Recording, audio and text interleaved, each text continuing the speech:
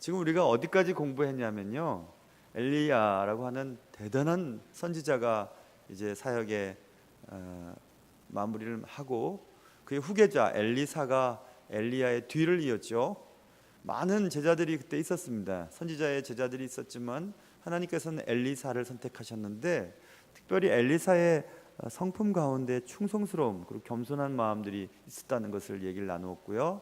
엘리사가 많은 선지자의 제자들로부터 정통 후계자인 것을 하나님께서는 알려주시죠. 그것은 엘리야에게서 떨어진 겉옷으로 요단 강물을 치는 사건이었고, 그래서 저 엘리사가 엘리야의 정통 후계자가 맞구나라는 것을 인정받게 했죠. 그 후로 백성들에게, 일반 백성들에게 하나님께서는 두 가지 사건을 주시면서 엘리사가 엘리야의 정통 후계자임을 증명하는 사건을 일으키시는데, 지난번에 살펴본 것처럼 물의 근원을 깨끗하게 만들어서 열매가 익기도 전에 떨어지는 일들이나 죽지 않도록 만드는 물의 근원을 고치는 사건이 있었습니다. 그것을 사랑의 기적이라고 할 수 있다면, 오늘 본문에 등장하는 것은 심판의 기적이라고 말할 수 있어요. 사랑과 공의로우신 하나님의 속성, 그리고 그 두 속성을 통해 일반 백성들에게 엘리사가 정통 후계자임을 알려주시는 사건이거든요. 지난 시간에 우리는 물의 근원이 고침을 받는 사건을 살펴보았습니다. 오늘은 조금 우리가 이해하긴 어려웠던 본문의 내용인데요, 우리가 이 말씀을 자세히 들여다보지 않으면 이 말씀을 처음 읽는 사람들에게 있어서는 너무 무서운 하나님, 너무 무시무시한 하나님, 그리고 끔찍한 하나님, 그리고 너무 지나치신 하나님으로 느껴지는 본문입니다. 본문의 사건이 이렇게 시작됩니다. 엘리사가 거기는 지금 지난 주에 살펴본 것처럼 여리고 성읍에서 물의 근원을 고치고 이제 거기서 베델로 올라가게 되었습니다. 여리고에서 베델로 올라가는 길에 작은 아이들이 조롱을 하였다 이렇게 나오죠. 성읍에서 나와 그를 조롱하여 이르되. 그런데 조롱을 한 것을 엘리사가 듣고 여호와의 이름으로 저주했다 24절. 그리고 숲풀에서 암곰 둘이 나와 아이들 중에 42명을 찢어버렸다 이렇게 나왔어요. 이 본문 말씀을 읽으면 너무 끔찍하고 너무 마음이 불편합니다. 뭐 그렇다고 대물이라고 했다고 조롱했다고 그렇게 42명을 찢어버린다면은 어떻게 하겠나 이런 생각이 들지 않습니까? 여기서 우리는 하나하나 살펴봐야 할 텐데요, 작은 아이들이 조롱하여 이르되, 작은 아이들의 조롱에 엘리사의 저주가 너무 심한 게 아닌가? 암곰 둘의 공격으로 아이들 중에 42명이 찢김을 당하였다. 먼저 우리는 42명이라고 하는 숫자가 성경에 기록되어 있는 것을 보면 이거 정말 실제로 일어난 사건이구나. 거짓말을 해서는 그렇게 안 쓰거든요. 거짓말은 두리뭉실하게 쓰는데 42명이 찢겼다 이렇게 하는 것을 보면 분명히 실제로 일어난 일임을 증명해 주는 단어이고요, 또 42명이나 되는 아이들이 찢김을 당했다라는 것을 우리가 읽으면서 우리가 받아야 할 교훈이 크다는 사실을 알 수 있습니다. 아무리 생각해도 너무한 것 같지요. 왜 너무한 것 같은 생각이 드냐 하면, 작은 아이들이 조롱할 수도 있지 뭐 그거 가지고 그러시나 이렇게 생각할 수 있잖아요. 작은 아이들이라고 하는 작은 아이들로 번역된 단어 히브리 말의 나르라고 하는 이 단어가 주석학자들은 그것은 청년이라고 하는 단어로 해석이 된다고 주석학자들이 얘기하는데, 실제로 나르라고 하는 히브리 말을 살펴보면 베이비, 아기부터 청년까지 다 사용됩니다. 그러니까 아기, 그리고 소년, 그리고 청년 다 사용되는 단어인데, 그 단어를 우리나라 번역에서는 작은 아이로 번역을 한 거예요. 작은 아이로 번역했는데, 여러분이 가지고 계신 영어 성경, 저는 NIV를 갖고 있는데요, NIV 영어 성경에 보면 youth라고 나왔어요. 청년으로 번역이 됐어요. 그러니까 나르라고 하는 단어가 베이비, 아기로부터 시작해서 소년, 그리고 youth라고 하는 다양한 것으로 번역이 되지만 일반적으로는 청년으로 번역이 되는데 우리 성경은 작은 아이로 번역이 됐어요. 그래서 우리가 작은 아이로 읽으면 아주 작은 아이라고 생각이 들기 때문에 이 본문이 불편한 거예요. 불편하잖아요. 작은 아이들이 대머리를 보고 대머리라고 얘기한 게 뭐 그렇게 잘못이냐 이렇게 생각할 수 있지 않습니까? 그런데 일반적으로 나르는 청년이라고 쓰는 것들이 많고 또 아마 청년이었을 확률이 더 많겠죠. 분명히 그렇겠죠.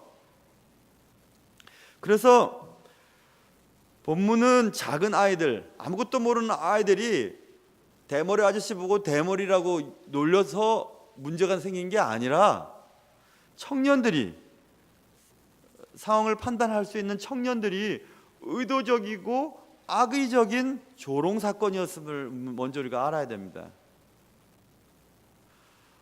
어린아이들이 그렇게 장난친 것 같고 이렇게 하시나, 그게 아니라 청년들이 계획적이고 악의적인 의도를 가지고 그렇게 조롱했다는 것을 알 수 있어요. 그것을 먼저 우리가 생각해 보고, 그래도 그렇지 이렇게 우리가 생각해 보면서, 그래도 그렇지 그렇게 얘기했다고 42명이나 되는 청년들을 그렇게 그러시나 이런 생각이 들거든요. 우리는 여기서 얼마 전에 새벽 예배 때 우리가 그 얘기를 나누었던 것 같은데요, 알고 짓는 죄에 대한 부분을 살펴봐야 합니다. 예전 성경에는 짐짓죄라고 하는 번역으로 많이 되어 있고요, 고범죄라고 하는 번역으로도 되어 있죠. 요즘 번역 개역 개정에서는 고의적으로 짓는 죄라고 번역이 됩니다. 고의로 짓는 죄. 예를 들면 이런 거겠죠. 출애굽기 21장에 사람이 그의 이웃을 고의로 죽였으면 너는 그를 내 제단에서라도 잡아내려 죽일지니라. 고의로 사람을 죽였어요. 그러면 하나님 제단에 가서 용서를 빌고 또 죄 씻음을 받는다고 해도 강제로 끌어내서 죽이라는 것입니다. 고의성에 대한 부분이에요. 민수기 15장에도 본토인이든지 타국인이든지 고의로 무엇을 범하면 누구나 여호와를 비방하는 자니 그의 백성 중에서 끊어질 것이라. 거기도 역시 고의성에 대한 얘기가 나오죠. 여기서 우리는 고의적이고 계획적인 조롱의 무게에 대한, 죄의 무게에 대한 것을 느껴야 합니다. 고의성이 있는가? 저 사람이 나를 지금 고의적으로 이용해 먹는 것인가? 의도성이 있는가? 계획적인가? 아니면 의도성이 없는가? 어쩌다 저런 일이 발생됐는가? 그걸 살펴봐야 하는 것입니다. 고의성이라는 부분이 굉장히 중요한 얘기입니다. 히브리서 6장에 한번 빛을 받고 하늘의 은사를 맛보고 성령에 참여한 바 되고 하나님의 선한 말씀과 내세의 능력을 맛보고도 타락한 자들에 대한 얘기가 나와요. 자 보세요. 광명의 빛을 받았어요. 은사를 맛보았어요. 성령에 참여한 바도 되었어요. 하나님의 선한 말씀과 내세 능력을 맛보기도 했어요. 그리고 타락했어요. 그들은 다시 새롭게 하여 회개하게 할 수 없나니 이는 그들이 하나님의 아들을 다시 십자가에 못 박아 드러내놓고 욕되게 함이라. 진리를 알았습니다. 알았는데 타락했어요. 그랬을 땐 죄사함 받기가 어렵다는 것입니다. 그래서 우리 개혁주의 신학이 칼빈주의에 상당한 영향을 받고 있지만, 이번에도 어떤 목회자들의 모임 속에서 그런 얘기들을 듣기도 하고 또 저도 충분히 이해가 되는 얘기를 나누었습니다. 그것은 뭐냐 하면 우리가 구원을 받았는가 받지 않았는가를 어떻게 알 수 있는가 이것입니다. 제가 올해 계속해서 강조하겠다고 했던 얘기는 열매로 알 수 있다고 말씀드렸죠. 열매로 안다. 마지막에 열매 맺히는 것을 보면 안다 이것입니다. 그렇다면 우리가 신앙생활 잘했어요. 목사로서도 쓰임을 받았어요. 그러나 마지막에 열매를 맺지 못하고 지옥 갈 수도 있다는 것입니다. 분명히 성경에서 말했잖아요. 빛을 봤어요. 은사를 맛보았어요. 성령에 참여한 바도 되었어요. 내세의 능력을 맛보기도 했습니다. 그리고도 타락했어요. 용서받을 수가 없다고 말하고 있죠. 그러니까 우리는 구원을 이루라고 하는 것입니다. 마지막 종착역까지 도달을 해야만 우리가 구원을 받는 거예요. 누가 구원을 받았고 구원을 받지 못했다고 누가 얘기할 수 있습니까? 세례 받은 사람은 다 구원을 받았을까요? 직분을 가진 자, 목회자로 수천 명 앞에서 설교를 한 사람이 다 구원을 받았다고 얘기할 수 있을까요? 그때는 그렇게 사용됐을지 모르지만 마지막에 타락할 수 있다는 것입니다. 마지막에. 그러면 우리는 성도의 견인이라는 부분은 그럼 어떻게 이해해야 되는가? 맞아요. 성도의 견인은 하나님이 선택하고 마지막까지 믿음을 지킨 하나님의 택한 자들을 말하는 거지, 우리가 예수 믿었어요, 나 예수 믿었으니까 아무렇게나 살아도 끝까지 하나님이 인도해 주실 거예요 라고 우리가 안심해서는 안 된다는 것입니다. 우리 모두가 다 긴장해야 돼요. 여러분이 그리고 제가 마지막까지 신앙을 지키면서 천국 갈 수 있을까 생각해 봐야 합니다. 그냥 맹 놓고 지내다가 점점 타락해가지고 하나님의 뜻과는 전혀 멀리 간 후에 땅을 치고 다시 후회를 한다 해도 가능한 것이 아니죠. 히브리서 10장에서도 이런 말을 하거든요. 우리가 진리를 아는 지식을 받은 후, 진리를 알았답니다. 알았대요. 하나님에 대한 진리를 깨달았다는 것입니다. 그 후 짐짓 죄를 범한 즉 다시 속지 않은 제사가 없다.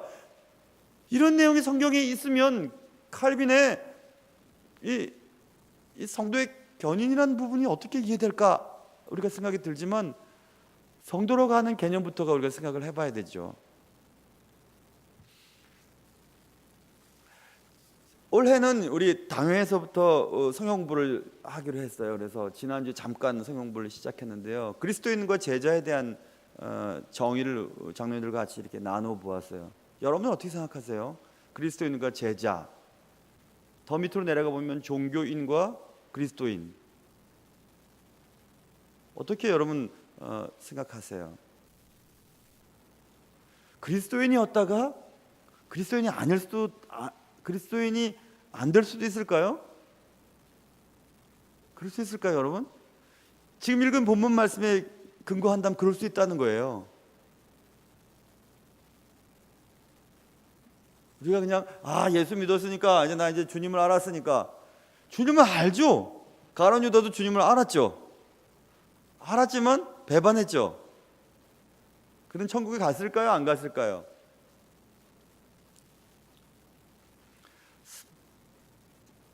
사울 왕은 주님을 알았죠. 주님께 쓰임 받았죠. 왕까지 되었죠. 성령이 충만했습니다. 그런데 마지막에 이상해졌어요. 그렇죠? 그래서 예전에 우리 신학자들이 말씀하실 때 구약의 성령은 임재했다가 거룩하지 못하면 떠났다, 왔다 갔다 했습니다. 특별히 성령은 직임, 하나님이 왕이나 선지자나 제사장 같은 그런 직분을 감당하기 위해 성령을 부어주시죠. 그 성령으로 그런 직분을 감당토록 하죠. 그 직분을 감당하지 못하면 떠나죠. 신약에 와서는 성령의 내주하심, 그래서 성령은 절대로 떠나시지 않음, 우리가 이렇게 배웠잖아요. 그렇죠? 그런데 성령의 내주하심이 정말 이 사람이 성령의 내주하심이 있는 사람인지, 하나님의 인치심을 받은 사람인지 안 받은 사람인지 모르겠어요. 열매로 할 수 있어요. 그러니 여러분과 제가 긴장해야 하겠죠. 그리고 우리가 한번 비침을 받고 진리를 알았다가 타락할 수 있다는 사실도 우리 기억해야 합니다. 성경에 써 있으니까 말입니다.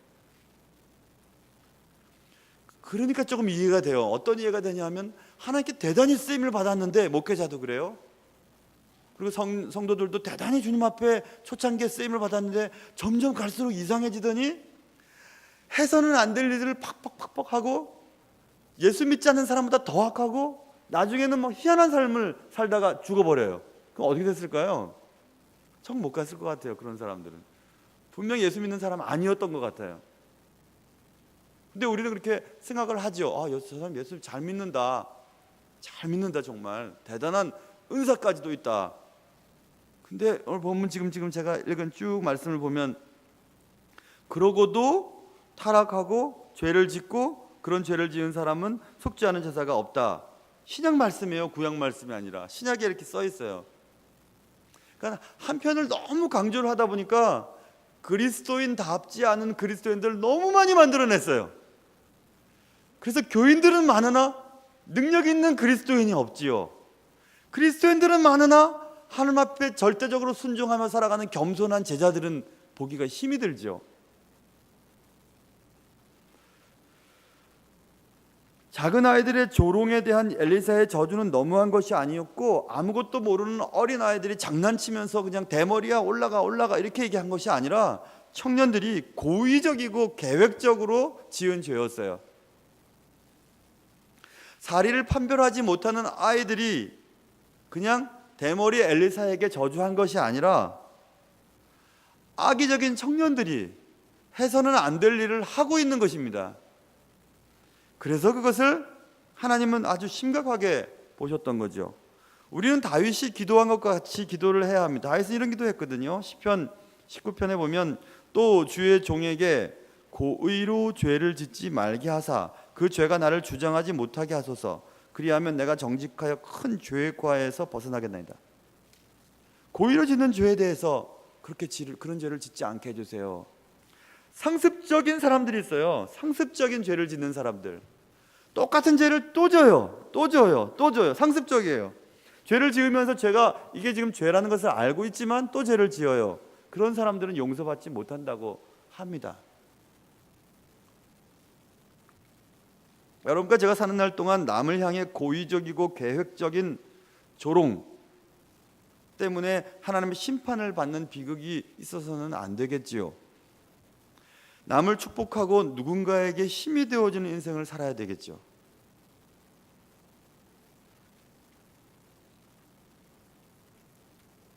예전에 그런 생각을 해보았습니다. 성숙과 성장에 대한 얘기를 생각해 본 적이 있었어요. 성장하면 좋겠지만 성숙되지 않은 성장은 사고를 일으키거든요. 교회도 마찬가지입니다. 성숙되지 않은 성도들이 많이 모여있는 성장하는 교회는 꼭 문제를 일으킵니다. 그러기에 하나씩 다져가야 되는 거예요. 하나씩. 지금 이 청년들이 의도적으로 지금 악의적으로 계획적으로 엘리사의 선지자 직임에 대해 반항하고 있는 것입니다. 그들의 말을 들어볼까요? 작은 아이들로 번역되어 있는 이 유스 그룹들이 얘기를 하기를 대머리에 올라가라 얘기했어요. 이 무슨 말인가? 무슨 말이죠? 베델로 올라가라는 얘기인가요? 대머리에 올라가 이 얘기인가요? 아니에요. 올라가라 얘기는 네 스승처럼 승천해보라 이 뜻입니다. 네가 엘리야의 수제자야, 정통 후계자야. 그러면 엘리야처럼 해봐 이것입니다. 엘리야처럼 해봐 이거예요. 엘리야처럼 회오리 바람을 타고 한번 올라가봐. 정통 후계자라면 이것입니다. 여러분, 후임자가 일을 하려고 할 때 제일 힘든 것 가운데 하나는 전임자와 비교당하는 것입니다. 전에는 이렇게 했는데 지난번 전임자는 이렇게 했는데 하면서 얘기를 하는 거죠. 이런 것도 우리가 이해가 될 수 있겠죠. 예를 들 수 있겠죠. 남편이 결혼을 했어요. 사내아이가 결혼을 했어요. 근데 아내가 맛있게 음식을 해왔어요. 음식을 먹으면서 아내를 쳐다보며 얘기하는 거죠. 아이, 우리 엄마는 이렇게 안 했는데.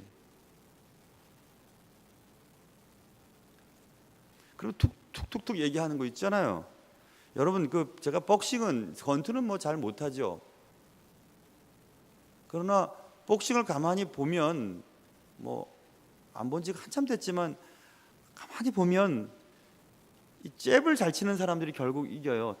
툭툭툭 치거든요. 근데 맞는 사람은 그까지 것 하면서 맞아요. 툭툭툭툭 맞다가 결정적인 순간에 한 대 맞으면 넘어가거든요. 그 잽을 쉽게 보면 안 되죠. 툭툭 던지는 그 잽, 그 주먹이 큰 데미지를 입히거든요. 말이 그렇습니다.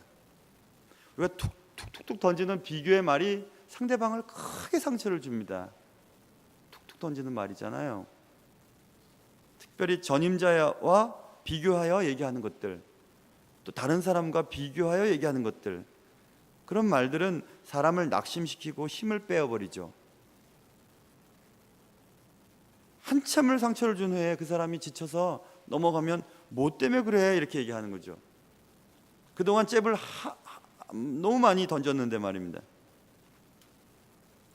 남을 조롱하는 것들은 그런 것입니다. 조롱은 대단한 건 아닌 것 같잖아요. 대머리 올라가라 별로 큰 같지가 않아요. 그런데 여러분 본문에 보면 올라갈 때 시작해서 엘리사가 뒤로 돌이켜 그들을 보고 여호와 이름으로 저주하며 가고 있는 계속 얘기를 하는 겁니다. 지나가서 엘리야가 가고 있는데 뒤에다 대고 계속 얘기하는 거예요. 계속 얘기하는 것입니다. 계속.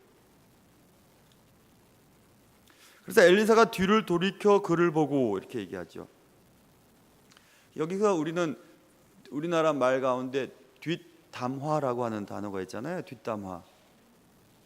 요즘 새벽기도 때 지금 한 1, 2주 동안 새벽기도 때 며칠 됐죠. 새벽기도 때 본문에 가장 많이 등장했던 단어는 수근거리다고 하는 단어였죠. 수근거리는 것, 글럼블리라고 하는 단어, 수근거리다. 그래서 제가 새벽예배 때 말씀드렸잖아요. 글럼블은 투덜거리다, 불평하다, 그리고 으르렁거리는데 낮게 으르렁거릴 때 글럼블이라는 단어를 쓴다고 쓰여 있습니다. 이렇게 으르렁거리는 거예요. 근데 개들이 말입니다. 이렇게 낮게 으르렁거리는 것은 덤비려고 하는 게 아니라 건들지 말라는 거죠. 비겁한 거예요. 싸울 힘은 없고 그냥 무시는 당하기 싫고 그래서 이렇게 하는 거죠. 그게 수근거리는 단어의 뜻이에요. 상대방에게 직접 말할 용기는 없고 어디 가서 그 사람에 대해서 자꾸 나쁜 얘기를 하는 거죠. 하면서 수근거리는 거죠. 제가 말씀드렸잖아요. 올해는 남의 말, 나쁜 말 안 했으면 좋겠어요. 남에 대해서 나쁜 말 안 했으면 좋겠어요. 그 사람이 못마땅하다면 그 사람한테 직접 가서 얘기했으면 좋겠어요. 여기저기서 수근거리지 않았으면 좋겠어요. 불평하지 않았으면 좋겠어요. 투덜거리지 않았으면 좋겠어요. 그거 나쁜 거예요. 그게 정말 영적인 뒷담화죠. 아주 나쁜 거죠. 로마서 1장 28절부터 29절 또한 그들이 마음에 하나님 두기를 싫어하며 하나님 두기를 싫어하는 사람의 특징에 대해서 나옵니다. 하나님께서 그들을 그 상실한 마음에 내버려 둡니다. 내버려 두었더니 어떤 현상이 벌어지냐 하면 불의, 추악, 탐욕, 악의, 시기, 살인, 분쟁, 정말 나쁘죠. 악독이 가득한 자요, 수근수근하는 자요 이렇게 써 있어요. 어떻게 살인하는 것과 그리고 사기치는 것과 추악한 그 성적인 타락 그것과 어떻게 수근수근거리는 것을 같이 놓았을까? 하나님 싫어하신대요. 그거 정말 싫어하신대요. 우리는 살인하는 사람 보면 무시무시하고 뭐 저런 인간이 다 있나 하지만 수근거리는 것도 하나님 그렇게 보신다는 거죠.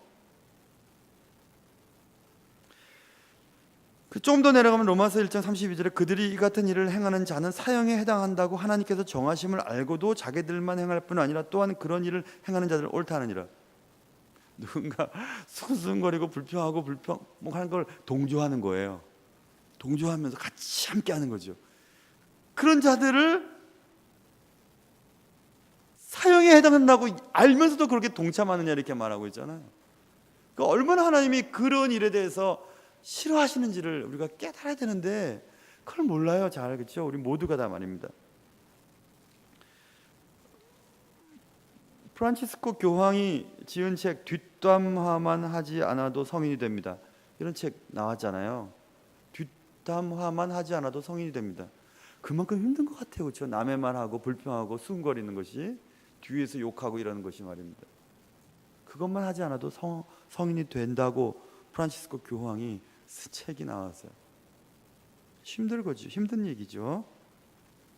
고린도전서 5장 11절은 이제 내가 너에게 쓴 것은 만일 어떤 형제라 일컫는 자가 음행하거나 탐욕을 부리거나 또 기분 나쁜 얘기가 나오죠. 음행, 탐욕, 우상숭배하거나 모욕하거나 술 취하거나 속여 빼앗거든 사귀지도 말고 그런 자와는 함께 먹지도 말라 함이라. 거기 들어가 있어요. 남을 말로 모욕을 주거나 또 아까 얘기했던 그런 뭐 남에 대해서 잘못된 판단을 하거나 이런 것들은 그런 사람들과 사귀지도 말랍니다. 고린도전서에. 그럼 반대로 한번 생각해 볼까요? 어떤 사람이 내게 모욕을 주었어요. 말로. 그리고 나에 대해서 수근수근하면서 불평하고 또 투덜거리고 비겁하게 낮게 으르렁거리면서 계속 나에 대해서 모함을 해요. 그럴 때 어떻게 되는가? 고린도전서 4장 12절에 모욕을 당한 즉 모욕을 당했어요. 어떻게 할까요? 한국에 뭐라고 써있냐면 모욕을 당한 즉 축복하고 이렇게 써있어요. 야, 이런 말씀 정말 없었으면 좋겠어요. 그렇죠? 모욕을 당한 즉 재판장에 가고 모욕을 당한 즉 싸우고 모욕을 당한즉 주먹을 휘두르고 모욕을 당한즉 나도 가서 그 사람을 모욕하고 이렇게 써 있으면 마음이 편할 텐데 성경은 모욕을 당한즉 축복하고 박해를 받은즉 참고 비방을 받은즉 권면하니 이렇게 써 있어요. 고린도전서 4장 12절이에요. 이런 말씀은 여러분 잘 안 들어보셨죠, 그렇죠? 써 있어요, 성경에. 그래서 우리는 분명한 다짐을 해야 되는데 남에 대해서 나쁜 말을 막 수근수근거리면서 불평하고 투덜거리고 모욕하고 후욕하고 뒷담화하는 것은 정말 나쁜 일이고요. 그리고 그런 말을 내가 들었을 때는 오히려 그 사람을 축복해 주라고 얘기하고 있어요. 그럼 문제가 생기지 않겠죠. 너무 힘들다, 그렇죠? 오늘 주제가 너무 힘들다, 그렇죠? 성경에 써 있어요. 근데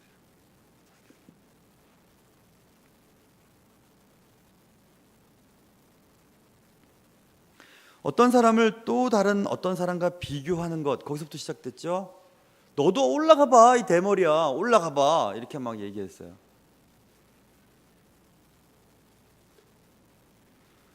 특별히 면전에서 그 사람을 다른 사람과 비교하는 일이 그 사람을 얼마나 힘들게 하는지를 알아야 합니다. 툭툭 던지는 말들이 있잖아요. 뒤에서 수근거리며 불평하지 말아야 되죠. 남에 대해 좋은 말을 해야 합니다. 남을 나쁘게 말하는 사람과는 사귀지 마세요. 그 사람은 또 나에 대해서 다른 곳에서 또 나쁜 말을 하게 될 것입니다. 남에 대해서 나쁜 말 하는 사람들은 어디 가서든지 나쁜 말 해요. 듣기 싫어요, 정말. 그런 말은, 그죠?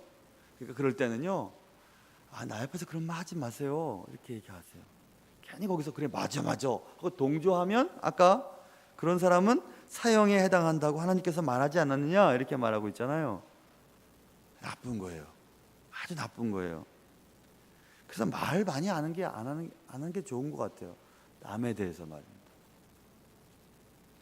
이단들이 잘하는 게 뭐냐면 교회에 딱 침투해가지고 교회에 잘못된 것들 자꾸 얘기를 해요. 목사님이 어떻고 장로님이 어떻고 교회가 어떻고 뭐가 어떻고 자꾸 얘기를 해요. 그러면 객관적인 판단력이 없었던 사람들은 그 말을 들으면 그게 맞는 줄 알아요. 그 동조하기 시작해요. 결정적인 순간에 반기를 들게 만들거든요. 그게 이단들이 하는 거예요. 그러니까 여러분 교회나 또 다른 사람에 대해서 나쁜 말 하는 사람들한테 그렇게 얘기하세요. 혹시 당신 이단이세요? 물어보세요. 신씨세요? 신씨라면 또 신씨가 안 좋겠네. 천지세요? 아니면 이렇게 물어보세요. 웃을 일이 아니에요, 여러분. 많은 교회들마다 그래요. 사람들 나쁘게 말하는 거 진짜 나쁜 거예요. 그분이 정말 나쁘고 안 됐으면 마음 아파해야죠. 우리 형제니까. 그분을 위해 기도해야죠. 그분이 잘 되도록 도와줘야죠. 그게 예수 믿는 사람들이 해야 될 일이죠. 여러분 그거 아세요? 아무도 모른다고 하는 말 이상하게 다 들어오더라고요. 다 들어와요.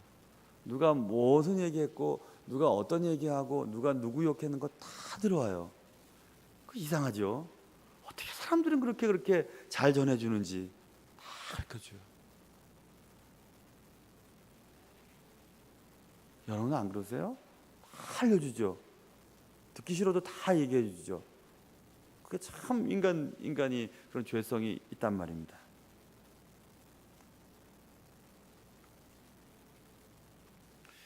지금 이 청년들이 올라가 봐 이 대머리야 하면서 자꾸 그냥 그랬어요.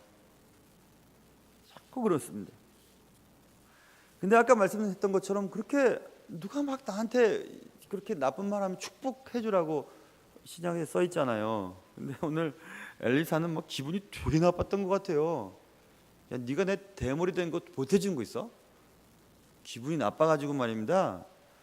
그냥 지나가려고 그랬는데 계속 하니까 뒤를 돌이키면서 여호와의 이름으로 저주하죠. 그랬더니 수풀에서 암곰 둘이 나오는데 구약에서 동물들이 등장하는 것은 하나님 심판이에요. 동물이 등장하는 사건들이 여럿 나오거든요. 동물이 등장해서 선지자를 막 물어 죽이기도 하고 뭐 이런 것들, 하나님의 심판인데 암곰 둘이 나와가지고 청년들 중에 42명 찢었어요.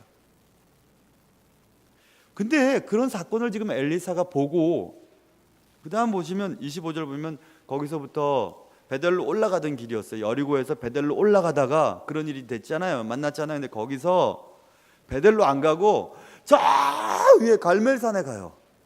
갈멜산으로 갔다가 거기서 사마리아로 다시 내려와요. 다시 내려와요. 사마리아 세겜 땅이죠. 다시 내려와요. 저 갔다가 다시 이렇게 내려와요. 그 왜 그런 기록이 써 있을까요? 저는 엘리사 입장이 한번 돼봤어요. 엘리사가 너무 화가 났겠죠. 그리고 하나님께서 자꾸 막 뒤에서 막 그렇게 하는 그 청년들을, 악의적이고 계획적인 그 악한 자들을 심판하신 건 틀림이 없지만 막 42명의 청년들이 막 찢김을 당하는 것을 엘리사가 보고 마음이 아팠던 것 같아요. 제 생각에는 내가 뭐 선지자 가지고 그냥 가지, 차라리 갈 걸, 이게 뭐 이거. 물론 하나님은 정확하시지요. 그렇지만 내가 뭐 그럴 것 갖고 또 저주를 했을까 하면서 갈멜산으로 갔던 것 같아요. 갈멜산으로 왜 갔겠어요, 여러분? 갈멜산에 어떤 일이 있었는데요? 그의 선임자 엘리야가 850명의 이방 선지자와 영적 전투를 벌여서 이긴 곳이잖아요. 왜 하필이면 갈멜산으로 갔을까요? 거기서 엘리사는 그때의 그 사건들을 한번 생각해 보면서 내가 엘리야의 후계자인데 엘리야였다면 이랬을까? 혹은 이랬을까? 하면서 갈멜산에서 더 깊은 주님과의 만남의 시간들을 갖지 않았을까, 이런 생각을 해봅니다. 아마 맞을 것 같아요. 왜냐하면 성경에서 이렇게 지명을 어디로 갔고 또 어디서 거기로 왔다, 돌아왔다, 이런 표현들은 이유가 있어서 간 거거든요. 근데 하필이면 갈멜산으로 갔을까, 이것입니다. 이 말은 꼭 신약 때 와서 또 다른 사람의 행동과 비슷해요. 바울 되기 전에 예수 그리스도를 다메섹 도상에서 만났어요. 다메섹 도상에서요. 다메섹으로 가던 길에 만나서 여차여차해서 이제 주님을 만나게 되죠. 그랬을 때에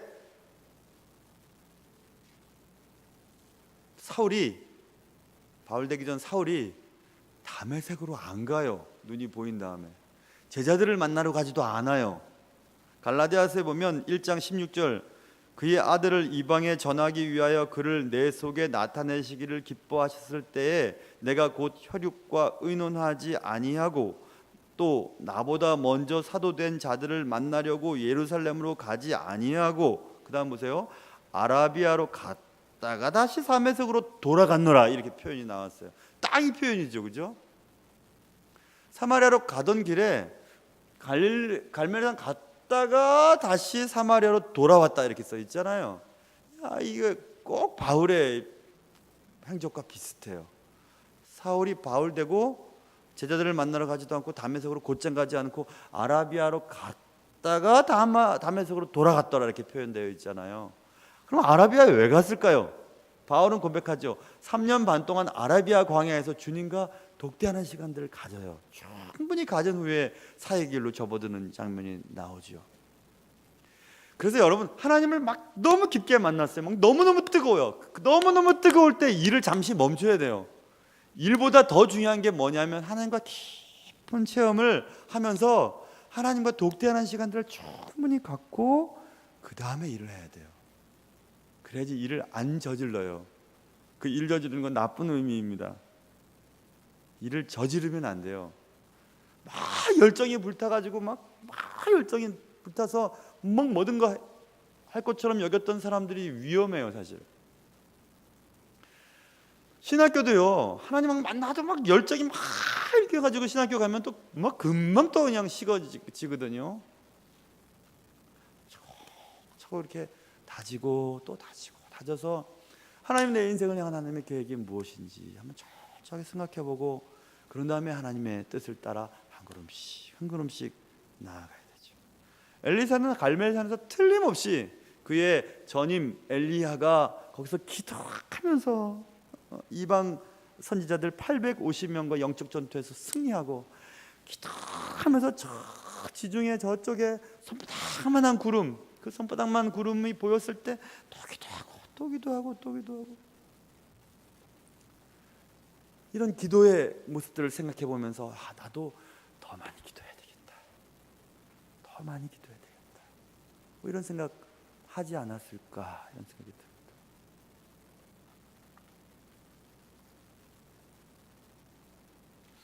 갈멜산에서 엘리사는 분명히 영적 무장하는 시간을 보냈을 것입니다. 사역에 앞서 이렇게 조용히 기도하는 시간은 꼭 필요합니다.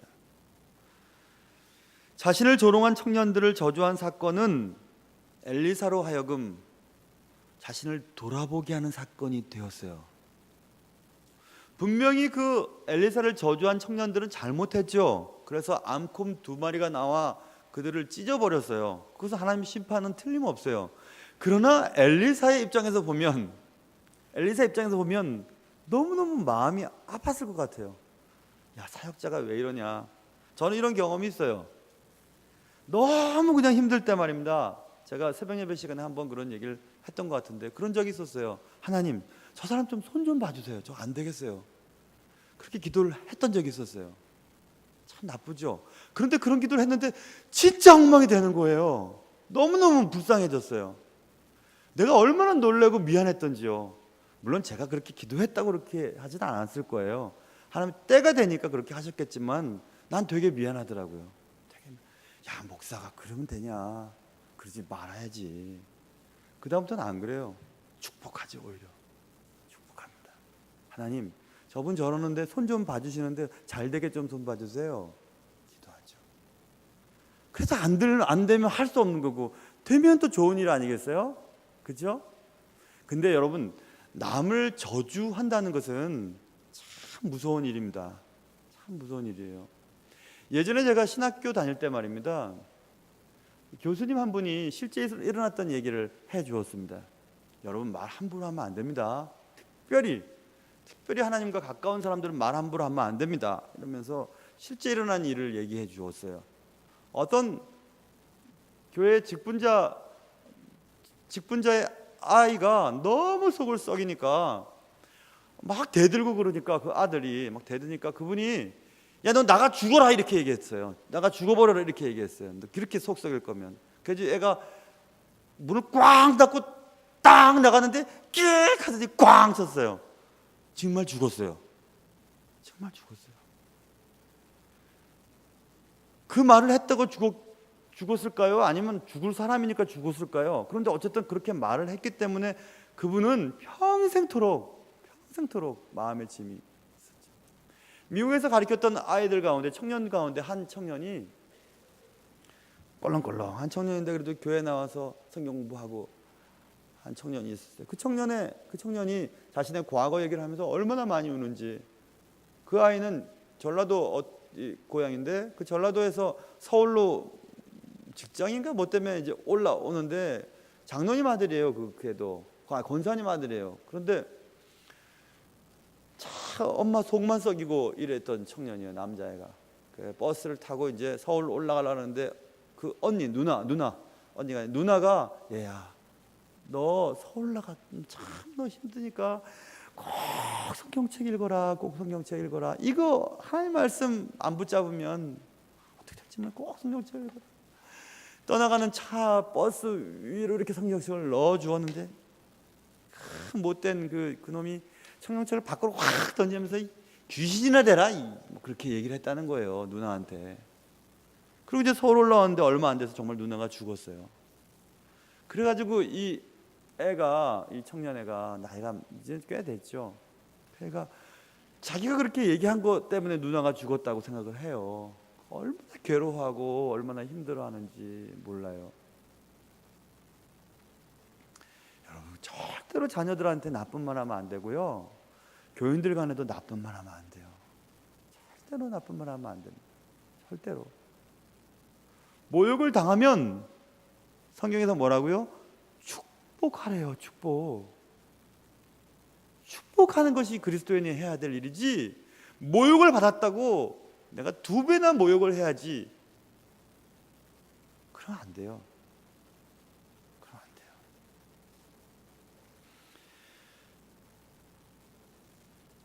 엘리사는 하나님의 이름으로 저주를 했지만 마음이 무척 아팠을 것 같아요. 제가 한번 생각해 봤죠. 엘리사의 입장에서. 엘리사가 여호와의 이름으로 저주해서 42명의 청년이 죽은 기록이 지금도 남아있잖아요. 이렇게 지금도 남아있잖아요. 그렇죠? 그러니 얼마나 마음이 안 됐어요.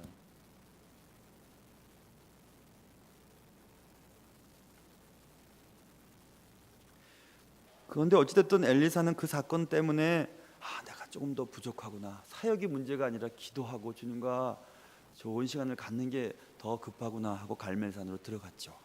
그러다가 다시 사마리아로 돌아오게 되는 거죠.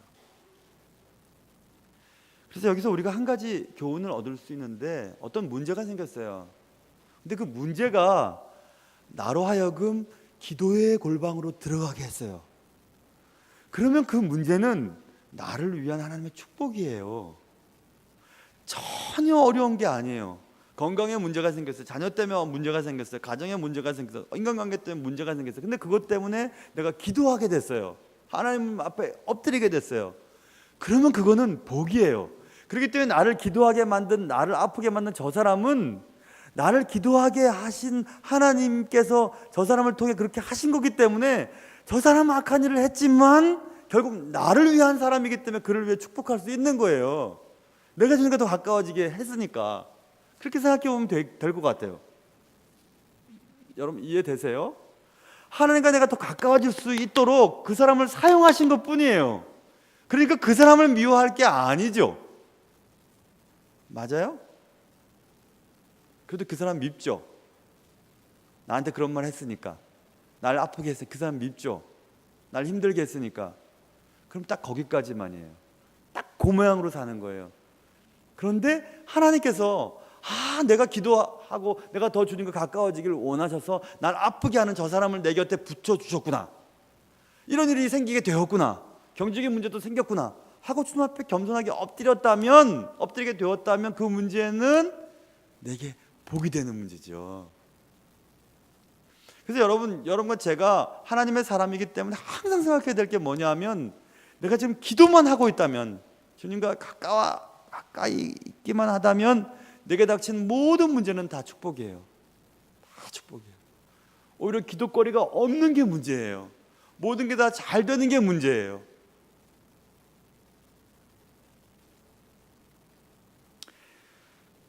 어렵지만 여러분 그게 맞아요. 그래서 여러분의 삶 속에, 또 저와 여러분의 삶 속에 갈멜산과 같은 그런 기간, 아라비아 광야의 그런 기간들이 꼭 필요한 거예요.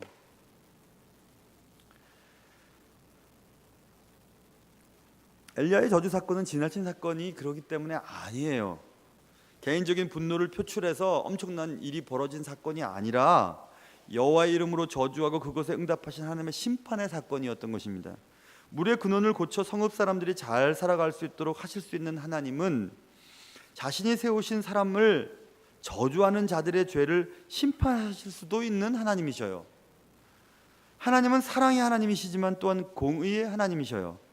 계획적이고 의도적으로 남을 아프게 해서는 아니 되는 것입니다. 남을 조롱하고 뒤에서 욕하고 남에 대해 나쁘게 말하는 죄를 한번 지어보세요. 그럼 어떻게 될까요? 하나님은 그 일을 대해서 그냥 무시하고 내버려두지 않으세요. 하나님은 철저히 심판하십니다.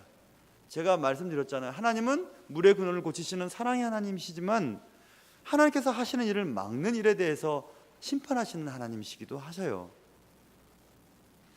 계획적이고 의도적인 죄를 경계해야 합니다. 반복적으로 짓는 죄, 저 사람을 내가 속여 먹어야지 하고 시작하는 죄들은 절대로 해서는 안 돼요. 내가 이렇게 해서 죄를 짓고 저 사람을 아프게 했는데 또 다른 죄를 똑같이 짓고 또다시 아프게 하고 그래서는 안 돼요. 그래서 정말 안 되는 것입니다. 특별히 예수님을 믿는 사람들은 더 중요하게 생각해야 될 일이죠. 사역보다도 더 중요한 것은 하나님과 함께하는 시간들을 많이 갖는 것입니다. 하나님과 함께하는 시간들을 많이 갖는 사람들은 남을 축복하는 사람으로 바뀌어요. 나는 다른 사람을 막 싸우고 다른 사람을 막 없애려고 하고 사라졌으면 좋겠다고 하고 그런 생각 같지 않아요. 항상 마음이 하나님 주신 모든 것에 대해서 감사하죠. 그래서 여러분과 저의 얼굴이 환하게 피는 거예요. 어떤 어려움이 당해도. 여러분들 얼굴을 한번 거울을 보세요. 요즘 여러분의 얼굴이 어떠신지.